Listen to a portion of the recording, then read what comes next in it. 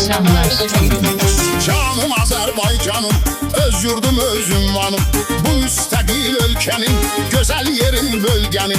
Kendi rayonu çoktu, tay beraber yoktu.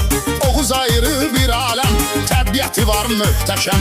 Neçə bölgelerden, harici ülkelerden turistler gelir bura, gözleri gelsin nura. Oğuz güzel diyarım, dilde Oğuz şuarım. Qabağa ürəklə gedim, dedim Oğuzu yad edim.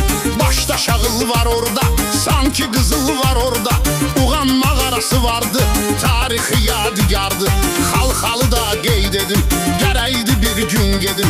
Var gözəl şəlaləsi, adama ruh verir səsi. Filfilini muxası, vurğuluyu məsası. Vardı yenilməz qala, çətin ki düşmən ala. Bucaq kəndi əzizdi, hər yeri tərtəmizdi. Gələn getmək istəmir, başqa yeri səsləmir. Oğuz hamının gərəkdi, şimal qərbin ürəyidir.